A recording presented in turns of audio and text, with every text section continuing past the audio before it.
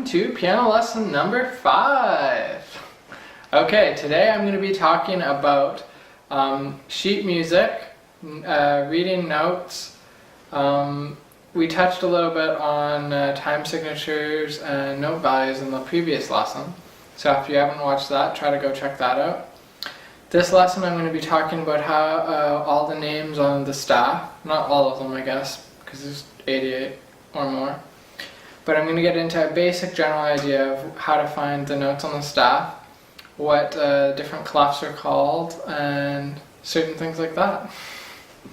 So, this is going to be the meat and potatoes of learning to read the sheet music. So, get ready. It's not that hard though, it's pretty easy. Alright, so the first thing we're going to do is look at the two types of clefs, because each hand or whatever is sort of divided into a clef or whatever. Now, this isn't always the case. Most of these things I'm telling you aren't always true, except for the notes on the staff. Those are always going to be the same. But like right hand playing the treble clef, left hand playing bass clef, stuff like this, like different rules might change because in more advanced stuff. But for right now and for quite far into the future, I'm just going to give you basic, just this is how it is, this is how it is, this is how it is, in blunt terms, so that there's some set rules, and that way it gives you guys some sort of like solid foundation to work off of. Okay, so the first thing is, there's two main clefs. Now there are more, but I'm not going to get into them. These are the two basic clefs, and you'll probably only ever use these. If you use other ones, it's going to be way down the road. Okay, so the first one I'm going to look at here is the treble clef. So it's called the T-R-E-B-L-E. It's called treble clef. Clef, as in, both of these are clefs, and it's sort of like a sign that tells you which clef it is, and it changes the way the notes are. You'll see in a minute. Okay, so the right hand goes with the treble clef, and the left hand goes with the bass clef. Okay, so right hand treble clef, left hand bass clef. So the bass clef looks sort of like, it sort of almost looks like an ear, with two dots floating in space beside the ear, or whatever else you might think. Anyway. So the bass clef just has a little dot, a big dot here, and then it swoops down, and then two little dots here. Okay? Now, the treble clef, it sort of has a dot, and it goes up, this long stem, and then it swivels down. Okay? So treble clef right hand, bass clef left hand. So you can do exercises like ask your friends. It's like you guys can work together or something if you have a partner, and you can be like, what's the bass clef? And someone else could say left hand, and then someone else is like, well, what's left hand? Bass clef. So you kind of you test yourself and whatnot. Or you can test yourself instead of each other. Okay, so that's bass clef, left hand, right hand is treble clef. That's basically it. Those are the two clefs. Wow, hey? It's pretty easy. Okay, now, these clefs have to go on something so that you know what notes to play. Okay? Now, they have to go on something called a staff. Okay? A staff is comprised of 5 lines. I should have probably written this out. 1, 2, 3, 4, 5. There's 5 lines. Okay? Always 5 lines. And there's 4 spaces. Okay? So this is the top space, and that's the bottom space. So 1, 2, 3, 4. Okay? Now, I didn't really write this out in any particular order, so don't ask me, why did you write 1, 2, 3, 4, 5, and then 1, 2, 3, 4 up? I don't know why I did that, I just did, okay? Okay, so there's 4 spaces, that's the point I'm trying to make here. There's 4 spaces and there's 5 lines, okay? Now, depending on which clef we stick, like if I had a pasting thing and I'm like, and I stuck it there, all these note names would be a certain, like all these lines would have certain note names. Like if I had a treble clef here, this space here would be an F, that'd be an A, that'd be a C, that'd be an E. But if I took the bass clef and put it there, this would be an A, that would be a C, that would be an E, and that would be a G. So it all changes. So these clefs sort of set the rules for which notes are where. Okay? So it's really important that you have a good concept of what these clefs do. So they basically set the rules for that staff. Okay? And they determine. A staff by itself can't tell you what notes there are because the notes are indeterminate without a clef to tell you what they are. Does that make sense? Okay. So that's the clefs for now. Now, let's move on. Okay guys, so now I'm going to point out a couple things here. I've written all the basic note names and the sayings that go with them to remember them for the treble clef and the bass clef. Now, I've written them on something called the grand staff. Now, see this brace here? That's what it's called. It's called a brace. So whenever you see this, that means that they want this and this together. So it's played as one. Or in other words, hands together. The right hand here and the left hand here. So whenever these notes are going to go together. If you don't see the brace and then this is all broken off here and you just see one here and then one there, that means it's one line of music going to the next line of music. Okay? So without this brace, this is what joins it together and shows you that this is one line of music instead of two. Okay? So time goes by the whole thing this way. So that's called the grand staff. It has two staffs, okay, together. So the right hand and left hand. Now, the central point to all of this mayhem, which I will explain, don't worry, is middle C. So middle C is in the smack dab middle of everything. So think of this little section here as a road. And then we've got the center lines of the road. You know how there's broken lines on the road? So think of the first line as middle C all the time. So if you see one line floating in the middle here, it can be actually up to the top, closer to the treble clef, or to the lower down to the bottom. That doesn't matter. All they're trying to do is tell you to play middle C with your right hand or play middle C with your left hand. That's all they're trying to do. So if you see one line, that's the important thing, is one line. Not two lines or three lines, one line. If you see one line, and then the circle or the note going through it, this is a whole note by the way I've drawn, just to be simple. That is middle C all the time. And anything above middle C goes into the treble clef, anything below middle C goes into the bass clef, okay?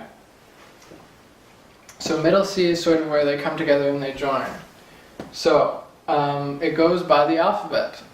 So as you go up, C goes to D, which would go to E, to F, A, B, just like that. So it'd be C, D, E, F, G, and then A, B, C, D, E, F, G. Just keeps going up. So the spaces are a note and the lines are a note. So the line note here, that's what it's called. It's called a line note. Middle C is on the line note. And then D would be on a space note because it has no line, it's just in the middle, it's in between the two lines. That's another note, that's D. Then we go to E, which is on this line. And then F, which is on the space. And then we go to the next line, and that's G.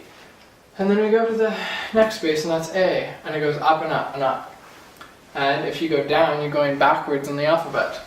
So this way you're going forwards in the alphabet, this way you're going backwards in the alphabet. So this would be G, F, E, D, C. So we're at middle C. Now below that, one backwards would be B, and then A, and then G, and then F, and then E, and then D, and then C. It just keeps going down, down, down, down. Okay? So, that's how this sort of works. Now, if you actually took this whole thing and you turned it this way, it would actually make more sense. Okay? Watch this.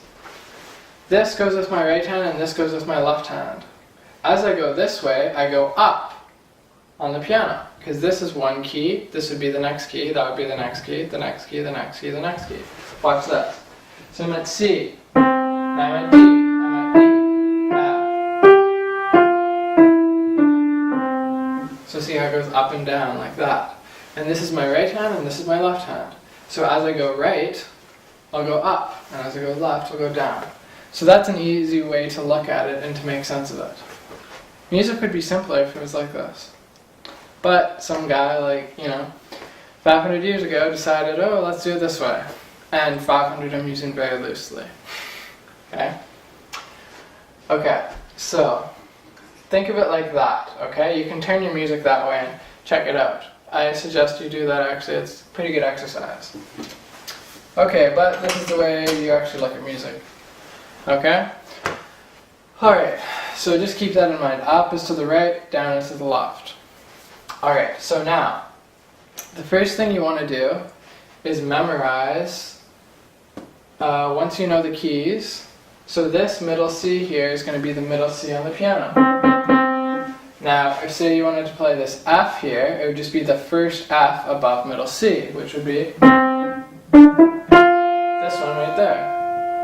Now if you wanted to play this G here, it'd be the first G below middle C. That'd be this one right there. Now, this is a C as well. So it would be the first C below middle C. That's right there. Okay? So you just have to sort of look at it that way. Now, we have little sayings, or I have little sayings that we basically use to figure out, to remember how all these things work. So that's what's up next. So now we're going to do sayings. So saying, the sayings for the spaces in the right hand, or the treble clef, the spaces actually spell out the word F-A-C-E, which is face. So if you can remember face the spaces. Then, I don't know why I did this, what am I doing, like milking a cow? Who knows? Anyway, so F-A-C-E, that's how that works. So, that's how you remember the spaces in the treble clef. Just remember face, F-A-C-E. So it just goes up in that order, and it always goes up like that. Okay, so those are the spaces for the treble clef. Now, the spaces for the bass clef. Unfortunately, A-C-E-G doesn't spell a word. It would be like ace-g, which doesn't really make any sense. So, I have this little saying that I use. I didn't invent it. I have no idea who did. I don't think it's on record for who did, so yeah. Anyway, so it goes by the saying, all for A, cows for C, eat for E, and G for grass. Or I guess I should say grass for G. So it's all cows eat grass. Moo. Moo, moo. I told my students, I had this little girl and she couldn't remember it, and then I'm like, all cows eat rocks. And she's like, oh, cows don't eat rocks, they eat grass. And then I'm like, good. So remember that. It's all cows eat grass. And after that, she seemed to be able to remember it because I made this really weird mental image in her mind of cows chewing rocks. And that would kind of, I don't know, that really wouldn't work too well in the digestive system. And I wouldn't really want to see that coming out on the other end either. Oh man, that'd be painful. Okay, I'm back onto this. Okay, so all cows eat grass. That's basically how you remember the spaces. Now, what you want to do first is you test yourself on these sayings first. Ask yourself, okay, what are the spaces for the bass clef? What are the spaces for the treble clef? Once you know those, then you actually want to go and you want to memorize like one or two, so that as soon as you look at it, you instantly know that the note, so you don't have to count up or down. But this is like the fail-safe mechanism that you can always rely on. Okay, that's how this works. So you just always rely on this, and that's how it's going to work. So learn this first, and then you want to memorize each note. So you could do 3 a day, and then what? Probably within a week or two, you would have every single note memorized. So it really doesn't take long. Like I have kids knowing all the notes note names in about a week or two, and they can figure it out themselves. And then it takes, I don't know, maybe a month or so, and they get fast at sight reading, fast. Okay. So you can do flashcards, and you can do, there's flashcards on the internet. I think there's Piano Nanny or other different sites that you can go to that allow you to do flashcards, or you can go buy some. Now, those are the spaces for each clef. So spaces for treble is face, and spaces for bass clef is all cows eat grass. Now, the lines for the treble clef go like this: E, G, B, D, F. And that is, every good boy deserves fudge. Yes, I'm glad I'm a boy, and I'm glad I'm a good boy. Ah, where's my fudge now? Yay! Yay! No. I'm not a boy anymore. And I like chocolate more than fudge. And I like strawberry more than chocolate. Anyway. But there's no S key, so it's like all good boys deserve strawberries, or every good boy deserves strawberries. Anyway, doesn't matter. So it's every good boy deserves fudge. That's what we're learning here. That's for the treble clef lines. So, every good boy deserves fudge. Got that? Okay, let's move on. Now, people are going to ask, why didn't I just say good here? I used a different word, I used green. Now, why did I use green? Because it paints a more vivid image in your mind, and vivid, crazy images tend to stick better than like dull, boring ones. Like, hello, my name is Andrew. I don't like teaching piano. Who am I kidding? I like piano. What are you looking at? Let's learn piano. Gladly, happily, that's not actually how I feel about piano. I love it, I love music, and I like teaching it. So, it's not hard for me to get up in the morning and teach piano. Okay, now, so the lines on the bass clef go G, B, D, F, A, which I did in my old reshoot of this video. Goodbuffa. Goodbuffa. Goodbuffa. Okay, it doesn't actually make a word. Okay, so the saying that I've come up with is, green birds don't fly away. That's kind of nice, isn't it? Green birds don't fly away. So think of a little green bird down here on this line, and this line isn't a line anymore. It's a stick. It's a branch, and the bird's like tweet, tweet, tweet, tweet, tweet, tweet, tweet, tweet. Oh, I'm not going to fly away because I'm a green bird. Tweet, tweet, tweet, tweet, tweet. Okay, so green birds don't fly away. So there's my quick recap here. So my quick recap goes face for the spaces in the treble clef, all cows eat grass for the spaces in the bass clef, every good boy deserves fudge for the spaces in the treble clef, and green birds don't fly away for the spaces or the lines in the bass clef. Okay? Now, there's only one thing left. Okay, so the last thing that we have to do is, it's going to be something called ledger lines. Okay? Now, you'll probably see this soon in music. They come out pretty often, and people get scared from them, and there's really no reason to. Think of a ledger line as someone taking a ladder to extend something. Like say you've got this room here, or a house, and you just stick a ladder in there and you want to get to another floor or something like that. I guess that doesn't even make any sense. I guess it's too late. What time is it anyway? Oh, it's 2:30 in the morning. Sweet. Anyway. Okay, so I just laugh at how late I get. I stay up doing stuff like this. I'm weird. I couldn't just get up early in the morning and do this. I have to do it late at night. Or really early. Anyway. Okay, so a ledger line is an extension. So as you can see, so say we go F, A, C, E, and then there's F. And then F is the top line here. Okay, so how high up is that on the piano? So if this is middle C, so that's F right there, because I went past the first C and I got to F, and that would be stopping. Now, as you can see over here, that's not all the keys in the piano, is it? There's still all these. So where do we fit them in? Well, they're not as commonly played, so we don't draw out all the lines unless we're actually going to use them. So there's ledger lines. They are just lines that float in space, and basically this line here is almost as if there's a whole line added onto it. You just keep counting up, and you can place a note in between. Okay, so the hard part about them is since they're just floating there, people can have a hard time reading, and you usually have to count up to memorize, to figure out what note you are.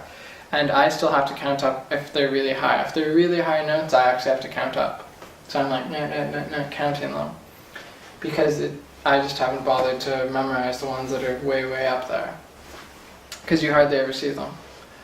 Okay, now, these ones though, the first three are worth memorizing because one, it's easy to memorize, and two, they're used quite often. Usually you won't see anything past the second ledger line. Sometimes you'll see the third ledger line. And more rarely, but still not that unoften, you'll see like the fourth and the fifth ledger line used, but usually nothing past that. Okay, so what you want to do is you want to just remember this pattern, ACE, A-C-E. Okay, so ACE, think of them as like aces, as they're like fighter pilot aces, and they're just like, Roger, bravo, we're going to go in for the bombing room now. Oh look, we've got a dogfight going on. Anyway. So just think of them as like flyers. They're aces. Now they're in the sky or whatever, right? They're not just whatever. They're just out there. They're floating. So A-C-E, ace. Okay? Now, what you're going to do is the ace comes, it just lands this way, and you're going to get A first, and then C, and then E. So C is in the middle. This is the important thing. Okay, C is in the middle. Now look down here. I don't know, can you see that? Aha. So you couldn't see the A. Anyway, down here. Okay, so down here, it's A, C, E. But which one comes first? The E is the first ledger line here, and the A is the first one here. The C is the second one here, and the C is the second one there. So anytime there's two ledger lines in either direction, the second one is C. So use that as your kind of home base. Always remember, second ledger line is C. Okay? This one's A. So what you can do is you can just take these first three chunk and just remember that either way, it's always in that order, but from here the top ones, so the top part of ace is attached to the bass clef, and up here, the bottom part of ace is attached to the treble clef. So it's the same pattern, but it just moved. Okay? That's it. Okay, so that is my lesson on reading sheet music. So what I want you to do, learn all these note names, the phrases, and everything, and remember that these are ledger lines. This is called staff. Together it's called the grand staff. This is a treble clef, this is a bass clef. The right hand plays this one, the left hand plays this one. This is middle C. This is where the staffs join up. And you can actually find ledger lines in the middle as well. So that if you wanted a C down here, if they wanted a left hand person, like say you're playing stuff way up high and they want the left hand to play like this F here, what they'll do is they'll draw one line for middle C, another line for this line, and then they'll put a note on top of that. And I'll be stretching into here, but it's actually written as a line, and then another ledger line, which would actually just be this line, and then they'll just put the note, and it'll be as if it was there. Okay? Anyway, hopefully that's all helpful. So study this really well, and I'll take another picture of this as well, and you guys can dissect it and practice it. Okay? It doesn't take very long if you're willing to just focus on it and really get it learned. Okay? Doesn't take longer than 2 weeks. 2 weeks you'll have it, and you'll know it. Okay? Alright, take care.